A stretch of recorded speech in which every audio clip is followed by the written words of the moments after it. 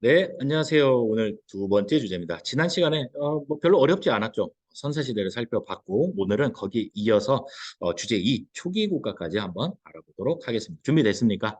네, 좋습니다. 한번 같이 가보죠. 자, 초기 국가 교과서는 12쪽에서 15쪽까지 어제보다 양이 조금 이제 늘었죠. 뭘 볼 거냐? 구석기, 신석기 시대 지난 시간에 구분할 수 있었죠. 자, 이제 두 개가 더 붙어요. 거기에다가 청동기, 철기까지 여러분들이 구분을 할 줄 알면 됩니다. 요게 바로 여러분들이 조금 있다가 만나보게 될 3월 말에 보게 될 3월 중순이군요. 네, 모의고사 한국사에 아마 1번 문제로 주로 요 문제가 나옵니다. 이 중에 하나가 골라내는 거겠죠. 그다음에 이제 우리나라 최초의 국가인 고조선의 특징을 살펴보게 될 거고, 고조선 멸망 이후에 생겨났던 여러 나라들, 초기 철기 시대의 아주 옛날 나라들, 부여, 고구려, 옥저, 동해, 사만, 부고, 옥동, 삼, 풍습을 좀 살펴보도록 하겠습니다. 자, 지난 시간에 뭐 이런 것들을 했어요. 그죠? 구석기 시대, 그 신석기 시대, 토기, 농경, 목축, 정착 생활, 움집, 뭐 요 정도가 굉장히 중요한 키워드가 되겠습니다. 자, 청동기 시대에는 청동기 시대니까 당연히 청동으로 도구를 만들었습니다. 그 대표적인 게 이제 비파형 공검인데 비파라는 악기가 있어요. 여러분들 나중에 유튜브에 한번 검색해 보세요. 비파가 뭔가 하프처럼 생겼는데 이게 배불뚝이 이렇게 이제 생긴 거예요. 그래서 이제 비파를 닮았다. 청동검이 이런 거죠. 여기 이제 나무로 이렇게 뭐가 있었을 거예요. 손잡이가. 근데 이제 이게 없어지고 요것만 이제 남은 거죠. 야, 우리 오늘까지만 신석기 시대하고 내일부터는 청동기 하는 거야. 이렇게 하지 않았겠죠. 그냥 어느 순간 스며든다라는 거죠. 이렇게 문화라는 거는. 여러분도 뭐 스마트폰이 너무나 당연하지만 선생님이 기억하기로는 한 10년 좀 전에 한 반반이었어요. 스마트폰 사용자와 안 스마트폰 사용자. 그러다가 어느 순간 1, 2년 사이에 확 바뀌더만요. 아마 청동기 시대도 그렇게 시작이 됐을 것 같습니다. 어느 순간 갑자기 바뀌지는 않고요. 여전히 옛날 도구 간섭기를 사용을 했었다라는 겁니다. 농기구는 주로 이제 간섭기로 만들었었다. 왜냐하면은 이 청동이라는 거는 요새로 치면 명품이에요. 만들기가 너무 어렵기 때문에 이걸로 막 농기구 만들어서 막 대충 쓰다가 부러져서 버리고 너무 아깝죠. 그렇게 만들 사람이 많지도 않았을 거고요. 그래서 이제 청동기는 주로 이제 제사용, 아주 귀한 것, 무기, 뭐 이런 거를 만들었다라고 한다면은 일상적으로 쓰는 도구는 여전히 석기를 사용을 했었다라는 거 그냥 알아두면 되겠습니다. 청동기 시대로 넘어오면서 이 농경이 더더욱 발달합니다. 신석기 시대 농사가 시작은 됐지만 굉장히 조악했어요. 이렇게 많이 생산되지도 않고 주로 밭농사 위주였다라고 한다면은 청동기 시대에는 우리가 먹는 쌀, 바로 벼농사가 시작이 되고 이 벼농사의 특징이 뭐냐면은 벼라는 게 이렇게 단위 면적당 생산량이 굉장히 많아요. 그러다 보니까 예전에는 죽어라 일하고 생산을 해내도 먹고도 모자랐는데 이제는 똑같은 노동력을 투자를 해도 먹고도 남는 잉여 생산물이 생겨나기 시작했다라는 겁니다. 어, 그 말은 많이 가진 놈과 적게 가진 놈이 생기기 시작한다라는 거. 어떻습니까? 많이 가진 놈은 적게 가진 놈.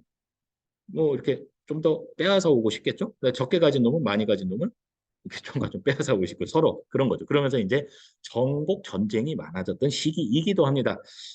이기고 지는 거잖아요. 전쟁이라는 거. 그죠? 그럼 이긴 팀은 진 팀을 어떻게 합니까? 죽여버립니까? 아니에요. 왜냐하면은 이 시대는 인구가 많지가 않거든요. 굉장히 사람이 귀했던 시기예요. 그래서 어떻게 하냐면은 노예로 삼아버리는 거죠. 그러면서 계급이 발생하기 시작합니다. 비교가 되니까 앞선 시대는 평등, 자, 청동기부터는 계급이 발생했다. 이런 얘기예요.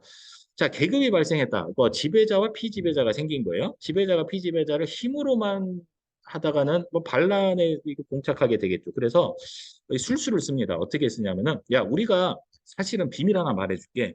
우리는 하늘의 자손이야. 천손사상. 우리 하늘의 자손이니까 우리가 너네를 지배하는 거는 오히려 영광된 일이야. 그러니까 우리 말 잘 들어. 이제 이렇게 이제 꼬드기는 거야. 그리고 이제 지배자가 죽었을 때 무덤을 대충 만들면 안 되죠. 굉장히 크게 만듭니다. 굉장히 이게 여러 사람을 동원해서 만들 수밖에 없는 걸 보여주는 거죠. 바로 고인돌입니다. 여러분들 이렇게 생긴 거 뭐 어디선가 다 봤을 거예요. 고인돌. 이 돌 하나를 들려면 선생님 같이 힘센 남자들이 몇 명이나 있어야 될까요? 적어도 100명 단위 아니겠습니까? 그죠? 또 날라와야 되고 캐와야 되고 이런 거니까 아무튼 이 고인돌이 상징하는 거는 여기에 묻힌 사람이 상당히 권력이 있는 사람이었다. 바꿔서 말하면 계급이 존재했었구나라는 것을 알려주는 겁니다.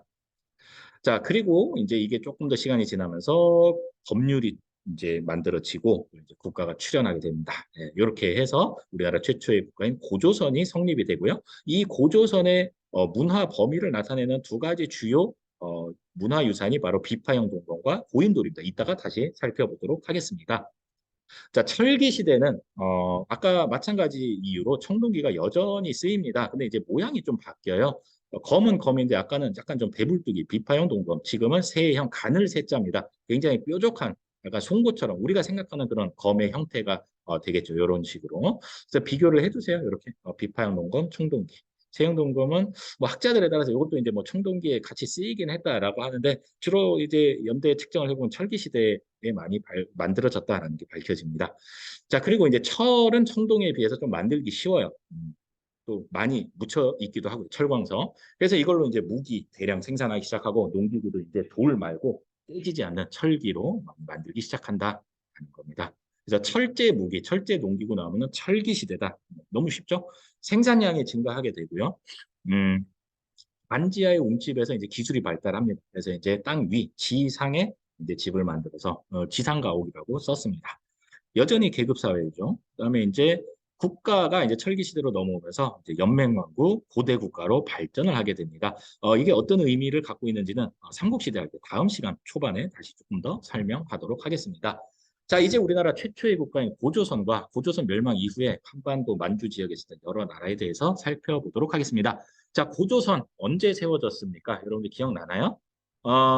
기록에 의하면은 여기서 말하는 기록은 주로 고려 시대의 스님, 일현 스님이 쓴 삼국 유사를 이야기합니다. 환웅이 이제 이렇게 뭐 내려오죠. 내려와 가지고 땅에서 뭐 이렇게 뭐 호랑이 찾아와 가지고 뭐 인간이 되게 해주세요. 그래 마늘과 쑥 줄 테니까 저기 히키코모리처럼 동굴에 짱 박혀서 이거 좀 먹고 있어라 이제 이랬더니 호랑이는 난 못 살아. 나는 고기 먹어야 돼 하면서 뛰쳐나가죠. 그 이제 미련 곰탱이 같은 곰만 남아가지고 결국 사람이 됩니다. 맞죠? 선생님이 기억하고 있는 거 맞죠? 좀 요약해서 한 거지만 그리고 이제 환웅이 이제 이 곰이랑 결혼을 해가지고 이제 낳은 아들 내미가 이제 단군이고 그 단군이 세운 나라가 바로 고조선입니다. BC 2333년에 세웠다고 기록이 돼 있는데 뻥일 가능성이 큽니다. 이게 좀 부풀리기죠, 부풀리기. 우리 아주 오래전부터 있었다라는 건데 어쨌거나 뭐 그렇다고 치고 해서 단군 왕검이 이제 고조선을 세웠다. 단군 왕검 정치적 지도자이면서 제사장이기도 해요. 환웅이 하늘의 아들이잖아요. 하늘의 아들의 아들이 단군이니까 단군은 하늘의 손자입니다. 이해가 됩니까? 좀 빨리 말했는데. 네, 네, 그 제사장이죠. 제사라는 게 뭐예요? 하늘과 통하는 거잖아요. 하늘하고 이야기할 수 있는 거를 얘기를 하는 건데 정치 지도자와 제사장이 같은 사람이에요. 단군, 왕검. 그래서 이거를 보세요. 되게 어려운 말인데 제사장과 정치 지도자가 일치한다. 제정 일치 사회였다. 하는 게 하나의 특징. 청동기를 기반으로 했고요. 그다음에 8가지 법이 이제 있었다고 알려져 있어요. 지금은 3가지 조항만 남아 있는데 여러분들 교과서에 14쪽에 보면 나와 있습니다. 다른 사람을 죽인 자는 즉시 죽이고 이에는 이, 눈에는 눈, 뭐 이런 것들이죠. 뭘 알 수 있습니까? 사람 생명을 중시했다. 왜냐하면 이때는 인구가 적으니까 노동력이 굉장히 중요했거든요. 그래서 함부로 죽이면 안 돼요. 그렇기 때문에 살인을 금지했던 겁니다. 사유재산이 존재했다. 한번 찾아보세요, 여러분들이. 뭘 보고 이렇게 결론을 내리시는가. 계급이 또 있었다. 뭐 이렇게 노비, 뭐 이런 얘기가 나옵니다. 자, 그러다가 이제 여러분들 진시 황제 들어봤습니까? 중국이죠, 중국. 진시 황제. 한 나라가 망하고, 아, 미안합니다. 진시 황제가 아니고. 네.